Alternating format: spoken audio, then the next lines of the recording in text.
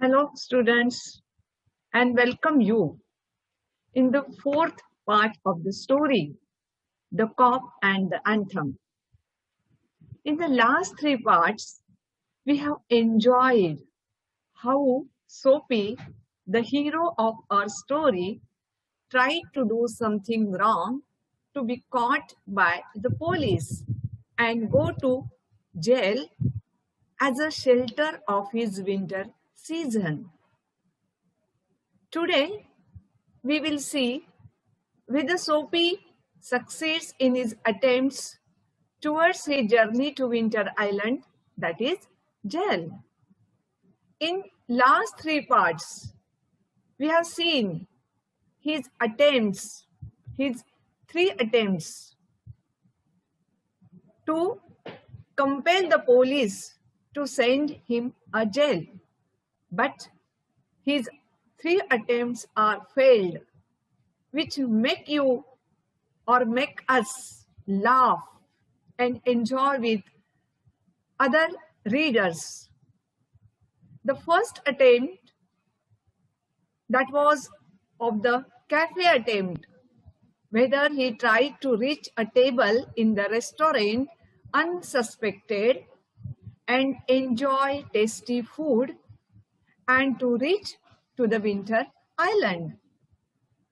The second effort of Soapy was, as we have seen earlier, to break the glass of window of the shop, and the third effort was of consumption of food in ordinary cafe to enjoy that food, stomach full of food without paying bill and go to prison.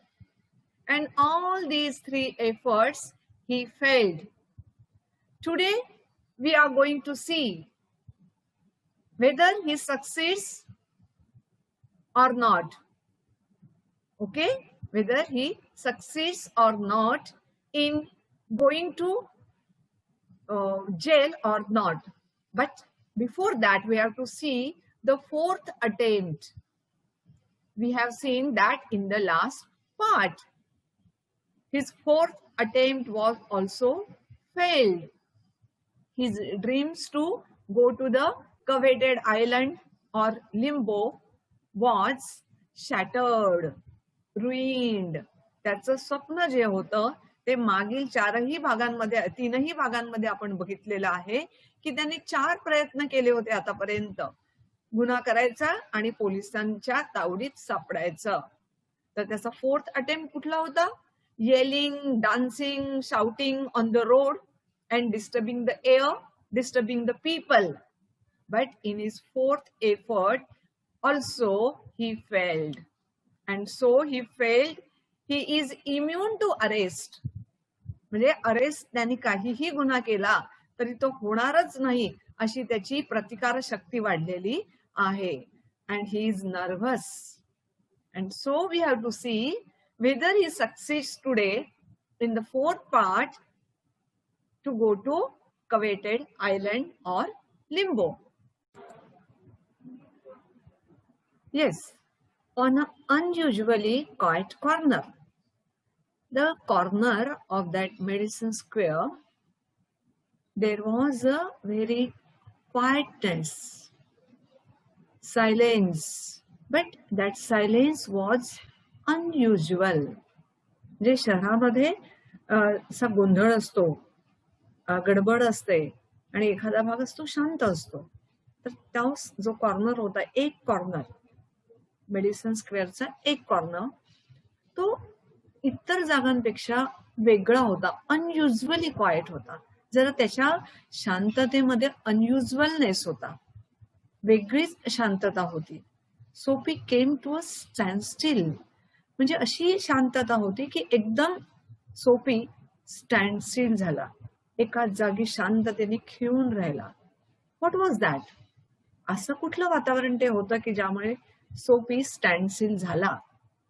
Here was an old church. तिथे एक old church होता, जुना church होता, प्रार्थना घर होतं Christian लोकांचं. ते प्रार्थना घर कसं होतं? How was that? it was quaint. What is quaint? Quaint is a old fashioned, जुन्या पद्धतीचं चर्च होतं. आपण जेव्हा बघतो तर घरही जुन्या पद्धतीने वेगळे बांधले जायची, आता वेगळ्या पद्धतीने बांधले जातात. तसंच इथे सुद्धा हे चर्च जे होतं ते एक वेगळ्या पद्धतीचं ओल्ड फॅशन चर्च होतं, वेगळ्या पद्धतीचं चर्च होतं. आणि त्या ठिकाणी सोफी गेल्यावर एकदम शांत झाला, एका जागी खिळून राहिला. Here was an old church which was quaint. म्हणजे आपण या चर्चच्या क्वालिटीज बघतोय, त्याचं आपण फिजिक बघतोय की एकंदरीत चर्चकडे पाहिल्यावर त्याचे कुठले कॅरेक्टरिस्टिक किंवा कुठले वैशिष्ट्य आपल्या लक्षात येतात, तर it was quaint. Second characteristic, it was rambling. Third characteristic, it was gabled. So these meaning of these three words, these are the features or the characteristics of the church, that old church Sophie saw in the corner. त्या एका शांत corner मध्ये सोफीनं जे church बघितलं ते कसं होतं, त्याचे कॅरेक्टरिस्टिक काय आहे, तर it was Quint. How it was Quint means old fashioned. It was rambling. What is the meaning of rambling? Rambling means spreading irregularly in various direction. म्हणजे एखादं घर असतं असं वाकडं तिकडं बांधलं असतं, पूर्वेला एक खोली, पश्चिमेला एक, उत्तरेला अजून थोडंसं जास्त वाढवलेलं, असं शिस्तबद्ध नसलेलं, म्हणजे ते बांधकाम करताना तसं ते चर्च होतं. इट वॉज रॅम्बलिंग म्हणजे वेगवेगळ्या दिशांना वेगवेगळं कंपार्टमेंट त्या चर्चचं बांधलेलं होतं. It was gabled. What is gabled? See here, gable constructed with gables, जे गेबल्सच्या साह्याने बांधलेलं आहे ते. मग what is gables? Gables is the triangular upper part. Gable is the triangular upper part of wall. भिंतीचं असं त्रिकोणी बांधकाम असलेल्या पार्टला गेबल्स म्हणतात. म्हणजे चर्चची तशी पण रचना जेव्हा आपण बघतो तेव्हा वरच्या बाजूला त्याचे ट्रायंगल्स असतात, and this triangles are gables in the language of architecture. Okay, so constructed with gables means the triangular upper part of the wall. These are called gables, and so church was gabled. These are the three characteristics of that old fashioned church. आणि हे सगळ्या वातावरणामध्ये अचानक त्या सोफीला तिथून जावंसच वाटेना. He was stand still. एका जागी खिळून तिथे तो उभा राहिलेला आहे. Here we can see the church. How it is? It is old fashion. Okay, see, tonga in Marathi we call it घोडागाडी. So it's an old fashioned indication. म्हणजे जुन्या काळचे हे सगळे इंडिकेशन आहे. तर बांधकाम पण तसंच व्हायचं. It is a gabled. Okay, त्रिकोणी भिंतीचा वरचा भाग. See, here is the gable. Another part in the back side there is a that church is expanded, means is a quaint, it's a gabled and spreading in all direction church. हे त्याचे तीन qualities होत्या. आणि Sophie आमचा तिथे गेल्यानंतर तो तिथे खिळून राहिला, त्याला तिथून जावंसं वाटेना. See, we can see here the whole site of the church. त्या चर्चची होल साइट आपण बघू शकतो. It's quaint, spreading in all direction. Here it is spread, there it is also, and it's a old-fashioned church and also gabled church. ठीक आहे, गेबल्ड पण आहे. अनेक ठिकाणी त्रिकोणी भाग आहे भिंतींचा, upper part. Okay, through one violet stain window.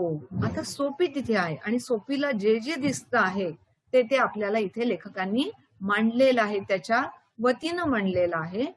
Through a one violet stain window.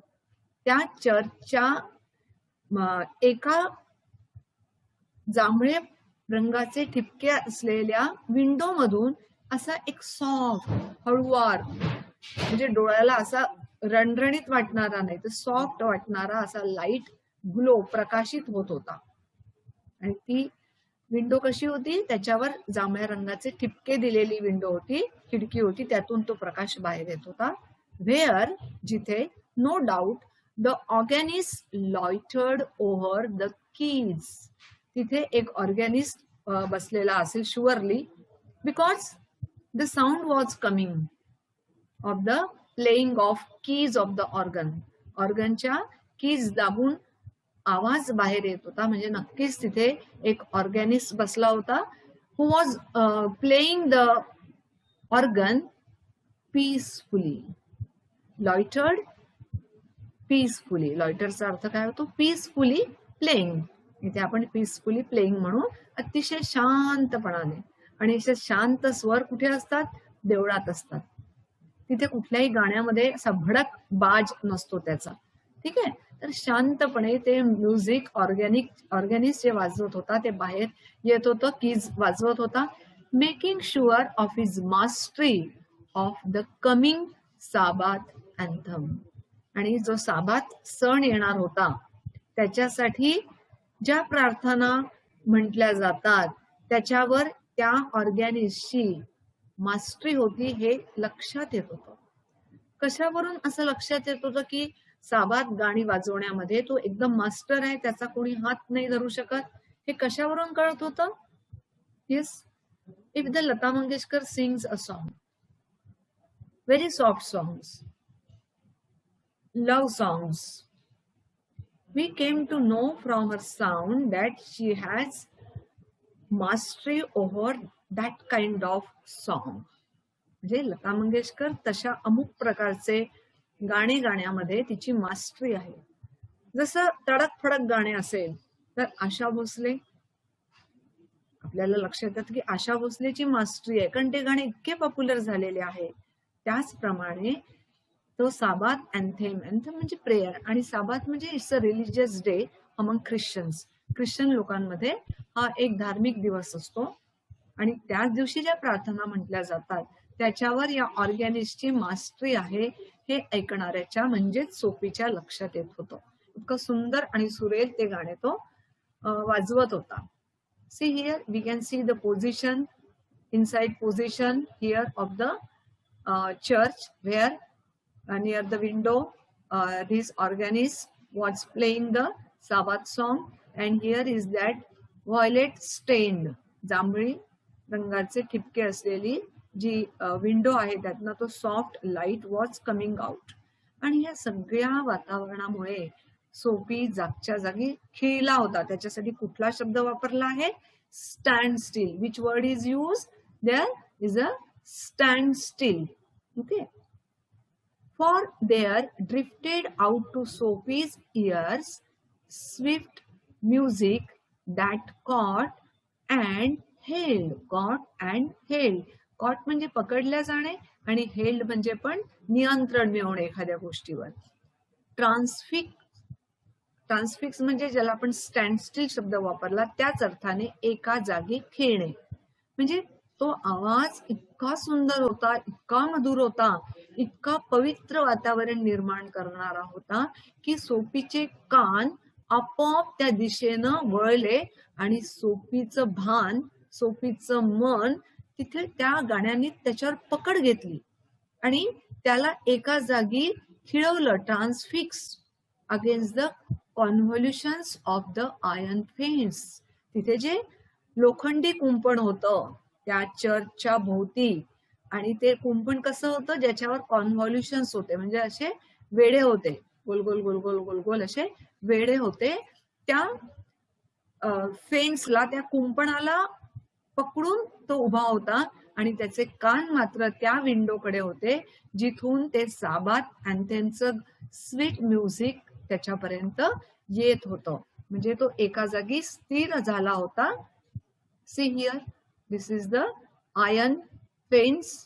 Inside there is a church, there is a window, and there is an organist, and Sophie's ears are caught by that sweet music of the Sabbath anthem. Is a prayer. Anthem is a prayer. The moon was above, तो तिथे होता तेव्हा दिवस मावळला होता बघा. म्हणजे दिवसभर तो गुन्हे करत होता. कशासाठी? तर त्याला विंटर आयलंडला जायचं होतं.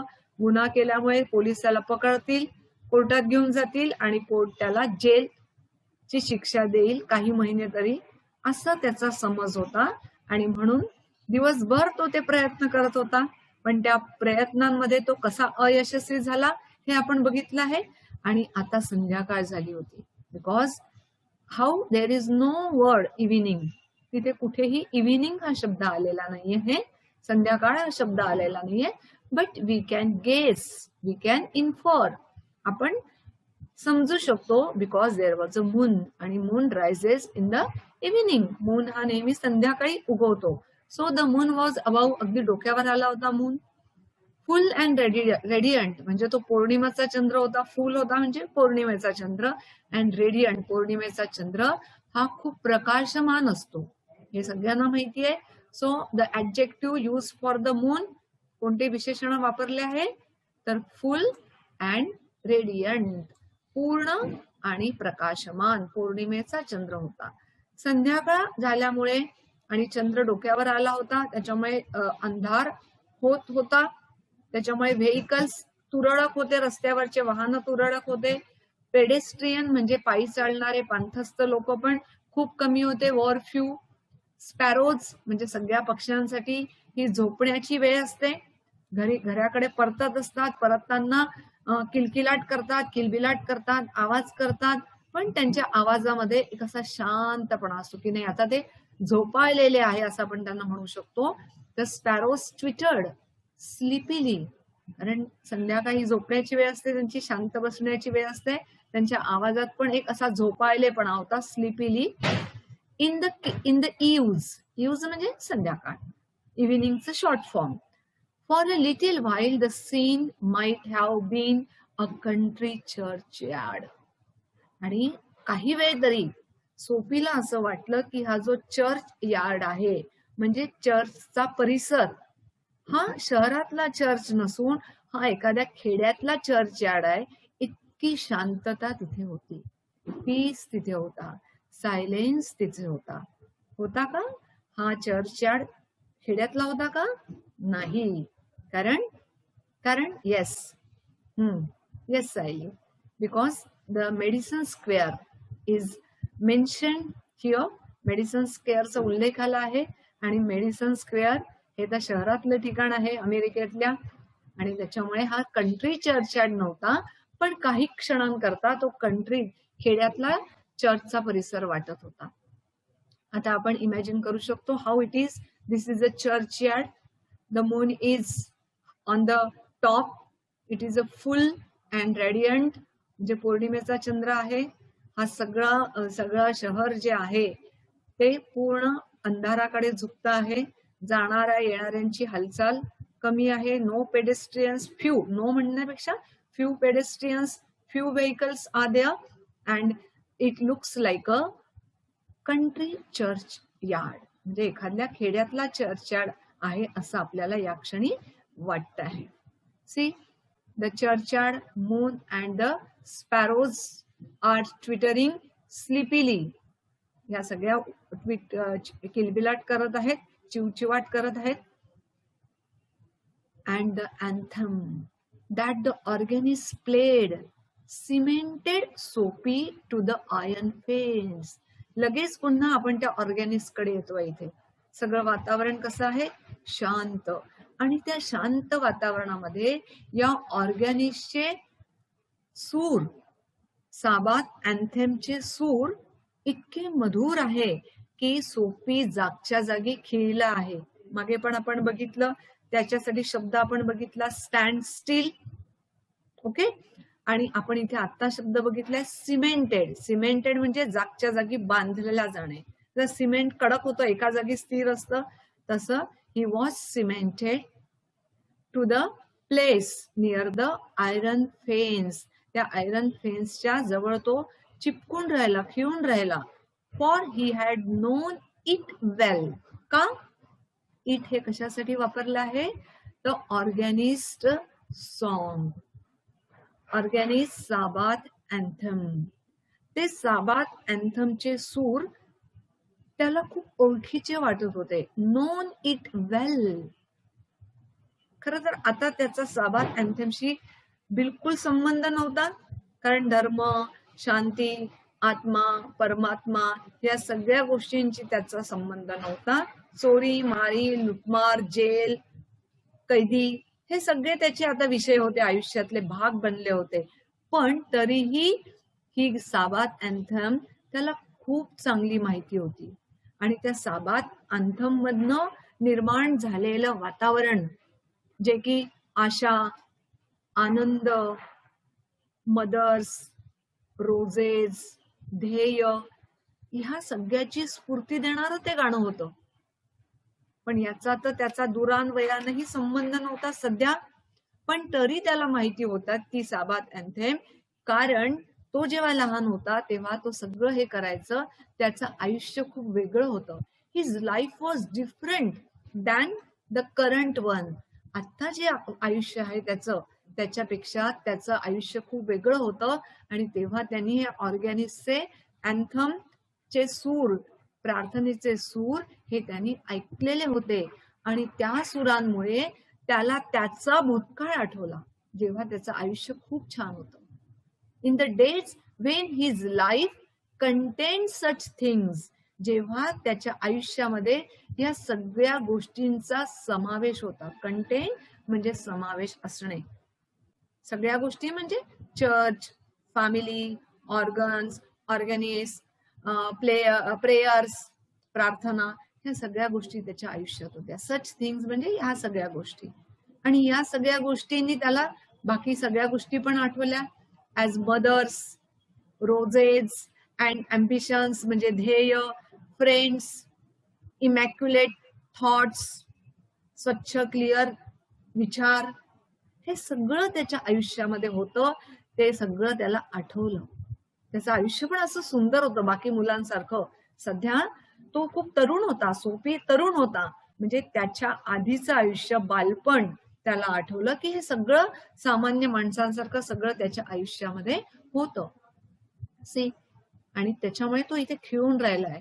ते स्वर त्याला तिथे खेळून ठेवताय. Cemented him to the place near the iron fence. बघा सोफीच्या आयुष्यात काय काय होतं. Mother and the love between mother and child. Then roses. Rose हे कशाचं प्रतीक आहे? सौंदर्याचं, नव्या दिशेचं, सुंदर आयुष्याचं, प्रेमाचं. बरोबर आहे. हे सगळे रोजेस हेच दर्शवतात. हे पण त्याच्या आयुष्यामध्ये सगळं होतं. फ्रेंड्स होते त्याच्या आयुष्यामध्ये. आता त्याचे फ्रेंड्स म्हणजे कोण? पोलीस, कैदी, बाकीचे कैदी, असं सगळं त्याचं आयुष्य आहे. म्हणजे असे सोबत खेळणारे हे सगळे फ्रेंड्स त्याच्या आयुष्यामध्ये होते. त्याच्या पण आयुष्यामध्ये काही ध्येय होते, अम्बिशन्स होते. वर वर वर वर जाण्याचे ध्येय होते की मला आता हे करायचंय, हे करायचंय, हे करायचंय आणि मला तिथपर्यंत पोहोचायचंय, उंचीवर पोहोचवायचं, आयुष्याच्या उंच स्थानी मला जायचं आहे. असे अम्बिशन्स त्याच्या आयुष्यात होते. कारण क्लिअर थॉट्स होते, इमॅक्युलेट थॉट्स. क्लिअर की yes, I have to do this, I have to become such person. असे सगळे ध्येय त्याच्यात आयुष्य होते. म्हणजे थोडक्यात काय, त्याचं आयुष्य सुंदर होतं. आणि हे सगळे विचार आल्यामुळे now the conjunction of Soapy's receptive state of mind. आता त्याचं जे मन होतं, त्या मनाची अवस्था कशी होती? रिसेप्टिव्ह होती. म्हणजे चांगलं काही रिसीव्ह करण्याची अवस्था होती. आतापर्यंत अरे हट, काही नाही करायचं, काम नाही, धाम नाही, शिक्षण नाही, फक्त रस्त्यावर फिरायचं, गरज असेल तेव्हा चोरी करायची, जेवण खावण करायचं, जेलमध्ये जाऊन निवांत राहायचं, हेच त्याचं आयुष्य होतं.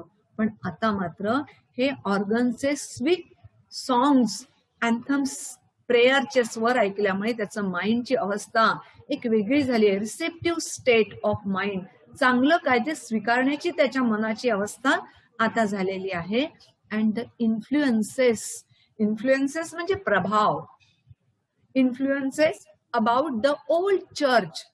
आणि या ओल्ड चर्चचा प्रभाव असा काही पडला त्याच्यावर, इतका प्रभाव पडला, इतका इम्पॅक्ट पडला, इतकं छान इम्प्रेशन पडलं की ब्रॉट म्हणजे ब्रिंग, पास्ट टेन्स, आणणे, आणलं, a sudden and wonderful change in his soul. त्याच्या आत्मामध्ये अचानक एक बदल घडून आला आणि तो बदल कसा होता? वंडरफुल, खूप छान असा बदल त्याच्या आयुष्यामध्ये, त्याच्या आत्म्यामध्ये, त्याच्या मनामध्ये, हृदयामध्ये तो आलेला आहे. तो कशामुळे? ओल्ड चर्चमुळे. ओल्ड चर्चमध्ये कोण होतं? ऑर्गॅनिस्ट होता. ऑर्गॅनिस्ट काय वाजवत होता? तर अँथम ऑफ सबाथ. आणि त्या सगळ्या सुंदर गोष्टींनी त्याला त्याचा भूतकाळ आठवला आणि परत आपण तसं झालो तर असा एक अचानक विचार, एक वंडरफुल विचार येऊन त्याच्या सोलमध्ये, आत्म्यामध्ये बदल घडलेला आहे. C here the atmosphere is very sweet. हे ॲटमॉस्फिअर अतिशय भारावून टाकणार आहे, आपल्या मनामध्ये छान प्रेरणा निर्माण करणारं असं वातावरण आहे. ही व्ह्यूड, ते व्ह्यू म्हणजे बघणे, व्ह्यू म्हणजे बघणे. ही म्हणजे कोण? सोपी. सोपी व्ह्यूड विथ स्विफ्ट हॉरर. एक भयंकर विचार त्याच्या मनामध्ये आला. The pit into which he had tumbled. अरे बापरे, काय भयंकर आयुष्य आहे माझं सध्याचं. काय नरकामध्ये, पीठ म्हणजे खड्डा किंवा नरक. नरक कशाचं सिम्बॉलिझम आहे? दुष्कृत्यांचं. जे माणसं दुष्कृत्य करतात ते नरकात जातात. हेल, हेल दुसरा शब्द आहे त्याच्याकरता. तर into which he had tumbled. Tumbled म्हणजे अडखळणे, चालणे, जाणे, पडणे. बाप रे, माझं सध्याचं आयुष्य या चर्चनी निर्माण केलेल्या आयुष्यापेक्षा किती वेगळं आहे, किती भयंकर आहे. मी कुठे चाललो होतो?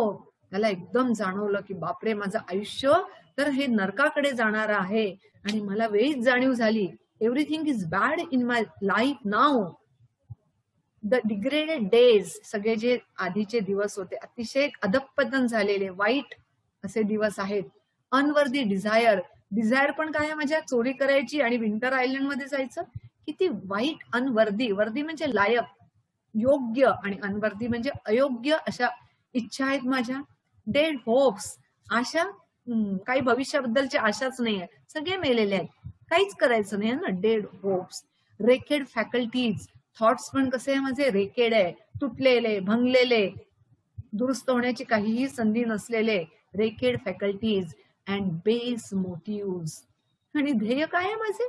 विंटर आयलंडला जायचे. किती नीच आहे. बेस म्हणजे नीच, हलकट, वाईट असे मोटिव्ह आहे. आणि ज्याच्यामुळे that made up his existence, माझ्या अस्तित्वाच्या असण्यामध्ये, माझ्या राहण्यामध्ये ह्या सगळ्या वाईट गोष्टी आहेत. अरे अरे अरे अरे, सोपी कुठे आहेस तू?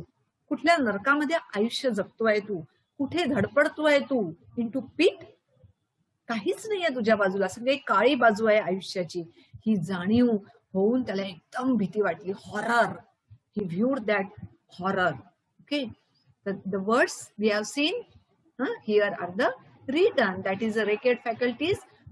हे महत्वाचं आहे. नष्ट झालेली कार्यशक्ती. म्हणजे सामान्य माणसं काम करतात ना, पैसा मिळवतात, चांगल्या मार्गाने आयुष्य जगतात, पण त्याची ही कार्यशक्ती, फॅकल्टीज नष्ट झालेली होती.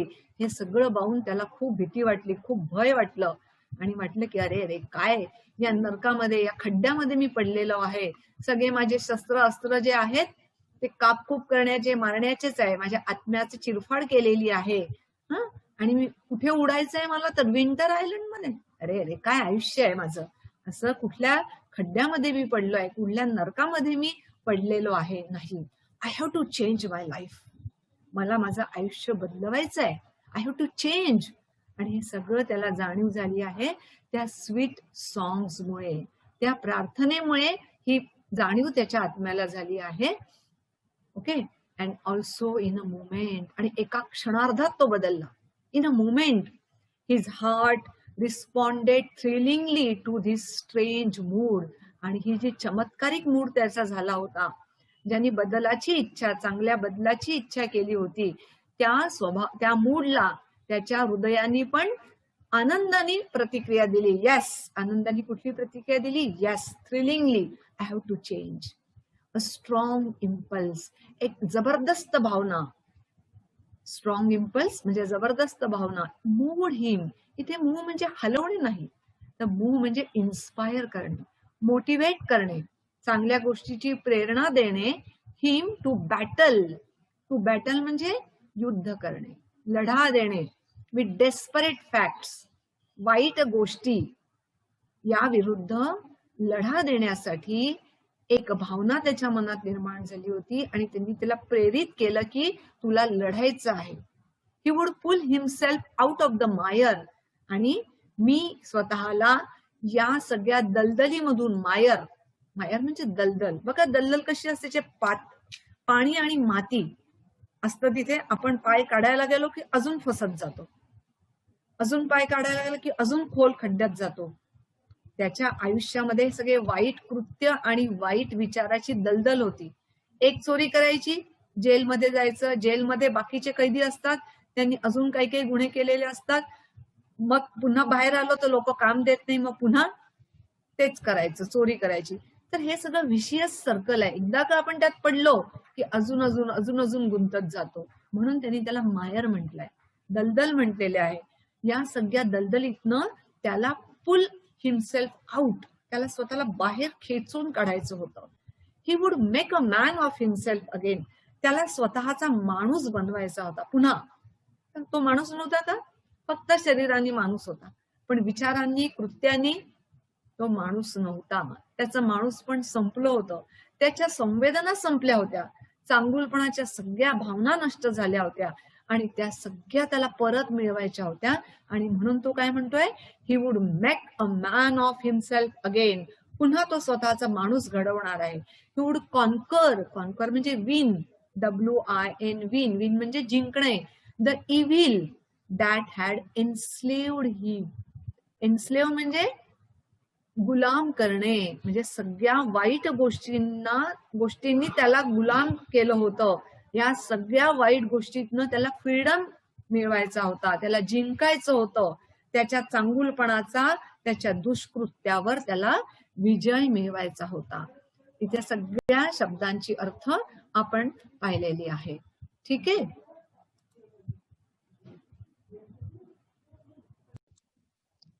Sophie wanted to come out from the pit in which he was living for many years. Because why did he want to become a good man? Because it was a self-motivation. He got through after getting impacted by the atmosphere of church, old church, and the anthem. It was being played by the organist, and he said himself, there was time. He was comparatively young yet. म्हणजे वेळ अजूनही गेली नाही, वेळ आहे. Because he was comparatively young eight, म्हणजे असं बघता झालंय तो अजूनही तरुण होता, तो काहीतरी आयुष्यामध्ये करू शकत होता. So it was correct time to get awake from that bad sleep of his life. He would resurrect his old eager ambitions, म्हणजे त्याच्या आयुष्यामध्ये त्या अम्बिशन्स होत्या जुन्या, म्हणजे आधीच्या काळात. इगर अम्बिशन्स म्हणजे जे ध्येय होतं आयुष्याबद्दलचं ते त्याच्याकडे होतं. And he wanted to resurrect them. Resurrect म्हणजे बाहेर काढणे, पुन्हा बाहेर काढणे, म्हणजे जुन्या ज्या आशा, इच्छा, आकांक्षा त्याच्याकडे होत्या. He want to make them the new life, त्याला त्या पुनर्जीवित करायच्या होत्या. अँड परस्यू देम, परस्यू म्हणजे पाठलाग करणे.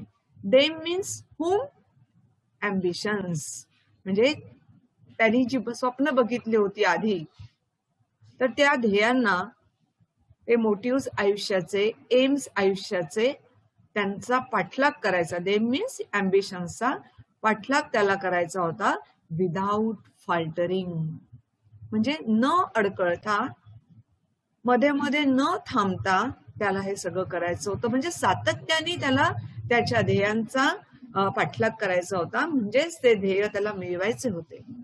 दोज सॉलेम, सॉलेम म्हणजे सतत वाजणारे, solemn but sweet organ notes, त्या ऑर्गॅनिस्टनी वाजवलेल्या ज्या नोट्स होत्या, music notes played on organ, त्या स्वीट, ते कसे होते, sweet and solemn, had set up a revolution in him. म्हणजे इतके वर्ष आयुष्यात जे घडलं नाही ते आता त्याच्या आयुष्यात घडत होतं, फक्त कशामुळे, तर स्वीट ऑर्गन नोट्स. त्या ऑर्गन नोट्स मध्ये, दॅट साबाथ अँथेम मध्ये अशी काही जादू होती की त्याच्यामध्ये एक चांगल्या प्रकारची क्रांती, बदल घडवून आणला होता. आणि म्हणून त्यांनी काय ठरवलं बघा, tomorrow he would go into the roaring downtown district and find work. म्हणजे उद्याच गजबजलेलं जे टाउन आहे, त्या डिस्ट्रिक्ट मधलं जे गजबजलेलं टाउन आहे, गजबजलेलं इज अ रोअरिंग, आवाज करणारं म्हणजे गजबजलेलं, तिथे ते उद्या जाणार तो अँड फाइंड वर्क, आणि काम शोधणार, आणि एखाद्या जेंटलमन सारखं आयुष्य जगणार, चोरी चपाटी करून नव्हे तर कष्टाने पैसे मिळवून तो आपलं आयुष्य दुरुस्त करणार, असा दृढ निश्चय सोफीने केलेला आहे. A fur importer had once offered him a place as driver, आणि नोकरी त्याच्यासाठी होतीच, कारण एका फॉर इम्पोर्टरने, फॉरची आयात करणाऱ्या व्यक्तीने त्याला एकेकाळी ड्रायव्हरची नोकरी देऊ केली होती, म्हणजे त्याला नोकरी अजूनही मिळू शकत होती. He would find him tomorrow, तो त्याच्या शोधात निघणार होता उद्या. कोणाच्या शोधात, अ fur importer, okay, and ask for position, आणि ती जी जागा त्यांनी देऊ केली होती ड्रायव्हरची प्लेसमेंट, त्याच्याकरता तो त्याला उद्या विचारणार होता. He would be somebody in the world, आणि त्यांनी ठरवलं की मी आता असाच एक रस्त्यावर भटकणारा भामटा आहे, पण उद्या मात्र माझ्या आयुष्यात मी समबडी होणार, कोणीतरी, म्हणजे मला आता भामटा म्हणून ओळखणार नाही, तर some good recognition, some new identification he will get with his hard work from tomorrow. It was a determination of our Sophie, the hero of the story, the cock and the anthem. See, here are the words just I are written here, and we have seen I think only of the solemn, pavitra, pure, pious, आणि हे सगळे शब्द आपल्या आता बघितलेल्या passage मध्ये आलेले आहेत. Next, Sophie felt a hand laid on his arm, आणि अचानक जेव्हा सोफी त्या फेन्स मधून, चर्चच्या भोवताली जे कुंपण होतं त्याच्यामधून तो चर्चच्या आत बघण्याचा प्रयत्न करत होता, ते पवित्र आणि सुंदर प्रार्थना तो ऐकत होता, आणि मनामध्ये उद्याच्या भविष्याचे चिंतन करत होता. त्याच क्षणी मागून त्याच्या खांद्यावर कोणीतरी हात ठेवलेला त्याला जाणवला. ही लुक क्विकली अराउंड, आणि ताबडतोब तो आवाज आणि तो स्पर्श त्याला झाला. तो कोणाचा आहे बघण्यासाठी तो पटकन वळला. Into the broad face of a policeman, तेव्हा त्याच्या मागे उभे असलेला पोलिसमन, मोठ्या चेहऱ्याचा, ब्रॉड फेसचा पोलिसमन त्याला तिथे दिसलाय. तो त्याला काय विचारतो, पोलीस ऑफिसर. आज the officer means police officer. What are you doing here, काय करतोयस तू इथे? Nothing, sed Sophie. सोफीने उत्तर दिलं, काहीच नाही. Then come along, said the policeman. मग चल माझ्या बरोबर. 3 months on the island, said the magistrate in the police court the next morning. बघा आयुष्याची विसंगती कशी आहे, विरोधाभास कसा आहे, की ज्या वेळेस पोलिसने त्याला पकडावं असा तो विचार करत होता, नेमका त्यावेळेस पोलिसांनी त्याच्याकडे दुर्लक्ष केलं. पण हा उद्याच्या सुंदर भविष्याची स्वप्न रंगवत होता आणि त्यांनी कुठलाही गुन्हा केला नव्हता. त्याच वेळेस तो पोलिसमन तिथे आला आणि त्याला त्याच्या विरुद्ध केस फाईल केली आणि त्या कोर्टामध्ये मॅजिस्ट्रेटनी इन द नेक्स्ट मॉर्निंग, दुसऱ्या दिवशी सकाळी कोर्टात 3 months on the island he punishment त्याला दिली. म्हणजे बेटावर 3 महिने. आणि कुठलं बेट? म्हणजे फॉर व्हॉट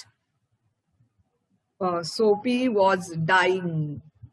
ज्याच्या करता सोपी मरमर करत होता की मला विंटर आयलंडला जायचं आहे, मला कवेटेड आयलंडला जायचं आहे, मला लिंबोला जायचं आहे. बरोबर आहे. तर आता त्याला ते नको होतं, कारण आता त्याला माणूस बनायचं होतं. He had to wake up the man in himself. त्याच्यामधल्या व्हिलनला त्याला मारायचं होतं, डिस्ट्रक्ट करायचं होतं. And he want to resurrect the new man of the new day in the next morning. But now that is the irony of fate, that it punishes the man who wanted to become a good man. See, Soapy is here near the fence, and the policeman came there and asked him, what are you doing? He said nothing. Then he ordered him just to be with him, and there was a magistrate announcing the punishment for our Soapy to go to the winter island, to go to the winter island. And so here the story ends, giving us a message. Means whatever the time is in your hand, utilize it. And if once you are notoriously famous, वाईट पद्धतीने जर तुम्ही famous झाले तर त्याचा शेवट हा चांगला नसतो, तर चुकीच्या पद्धतीने त्याचा शेवट होत असतो. Okay, the lesson is over. The things which we have seen are the important to remember them by heart. Hero of the story is Soapy. The writer of the story is O. Henry. O. Henry has designed the plot of the story where our Soapy, who is the hero of the story or the protagonist of the story, is the man who wants to live life without any hard work, without doing any work to live the life.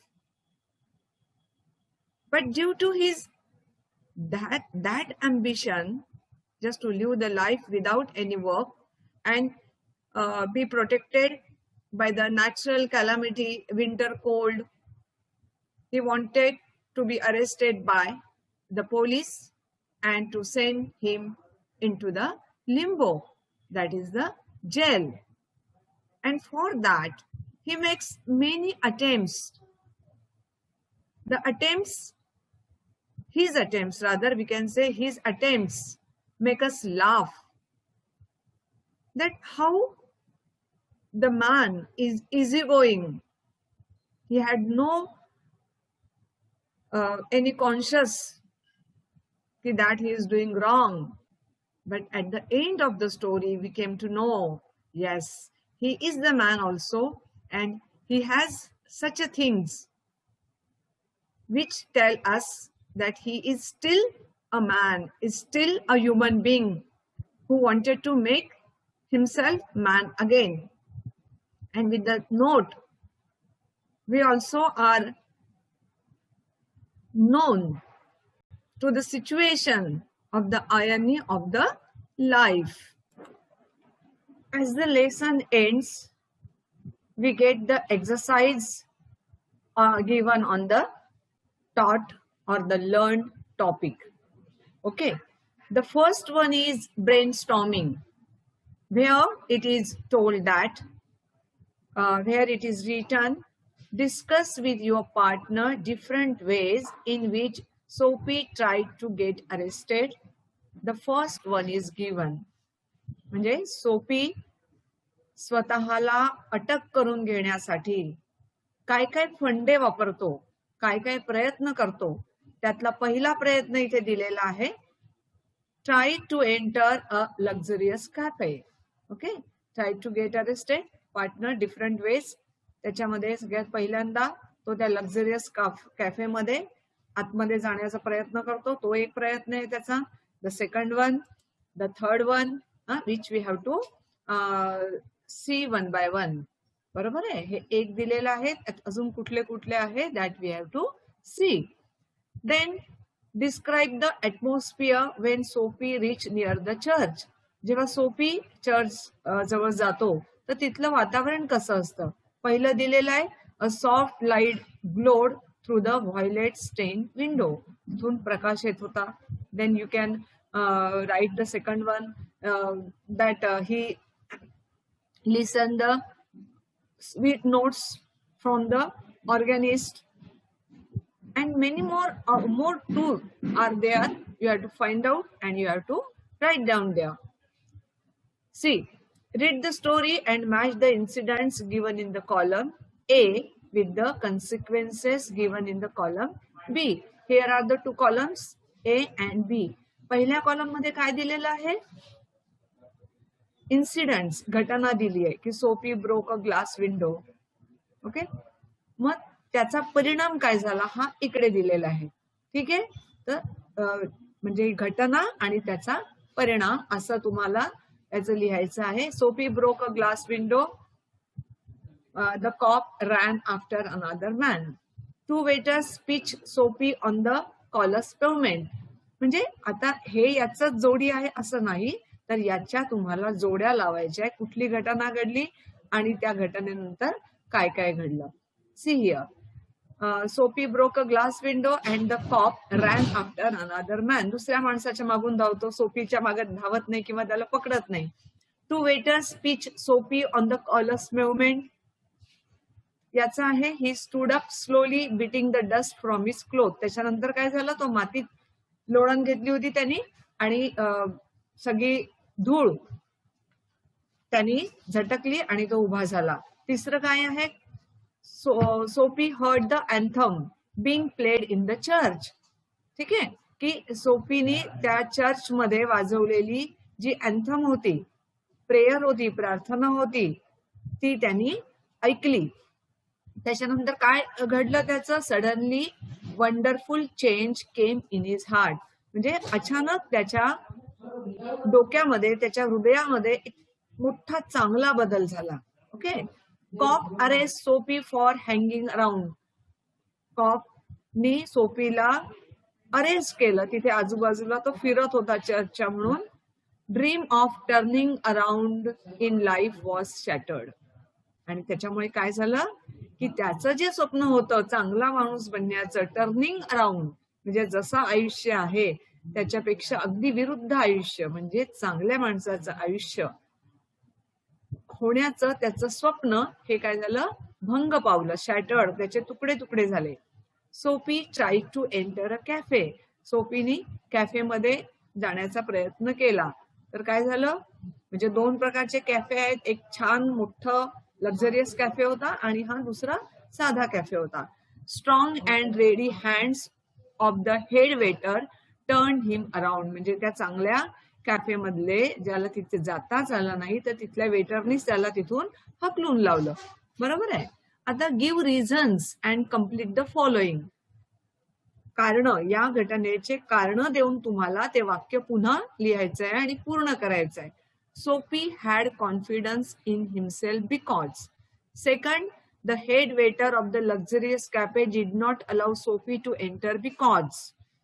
सोफीला कॅफेमध्ये, luxurious कॅफेमध्ये veterinary जाऊ दिलं नाही कारण.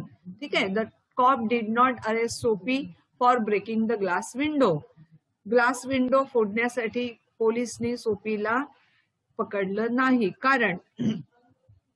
The cop did not arrest Soapy for shouting and dancing because. रस्त्यावर ओरडण्यासाठी आणि नाच करण्यासाठी कॉपनी सोफीला पकडलं नाही कारण. ठीक आहे. तर आता हे आपण सगळे कारण इथे दिलेले आहेत. ओके, आपण इथे पहिले 2 याचे दिले, 4 पैकी 2, आणि नेक्स्ट स्लाइडला या 2चे आपण उत्तर दिलेले आहेत.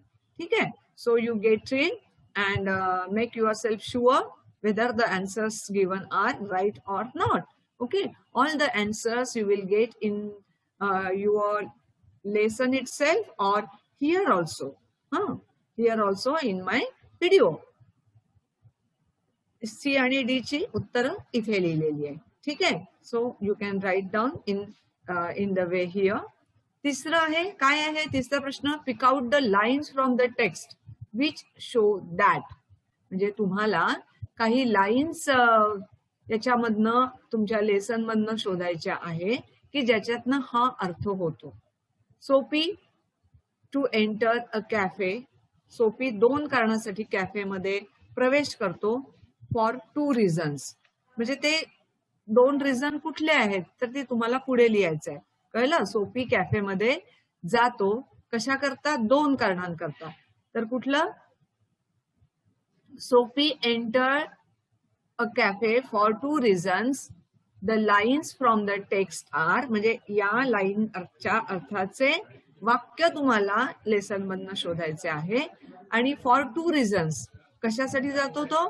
The meat would leave him filled and happy for the journey to his winter island.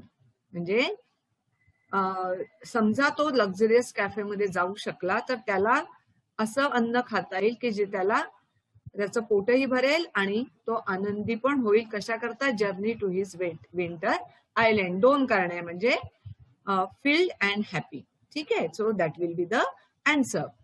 तर दुसरं आहे, Soapy was afraid that he won't be able to enter the prison. सोफीला अशी भीती वाटायला लागली की त्याला तुरुंगात जाण्यासाठी पोलीस त्याला पकडणार नाही अशी त्याला भीती वाटू लागली. तर याचंही कारण आपल्याला पुढे सापडेल. नंतर तिसरं आहे, Soapy was not caught by the cop for throwing stones at a glass फोडण्यासाठी सोफीला पकडलं नाही पोलिसनी. कारण तुम्हाला लिहायची आहे. Soapy did not want umbrella. सोफीला अम्ब्रेला नको होतं. हे कोणत्या वाक्यातनं कळतं आहे? आपल्याला काय म्हटलंय त्यांनी की अशा लाईन शोधून काढा की ज्याच्याने हे दाखवल्या जातं. ठीक आहे. Listening to the anthem Soapy remembered his good old days. Anthem ऐकल्यानंतर सोफीला त्याचे जुने दिवस आठवले. तर ह्या प्रत्येकाचं उत्तर 1 by 1 इज गिव्हन हिअर.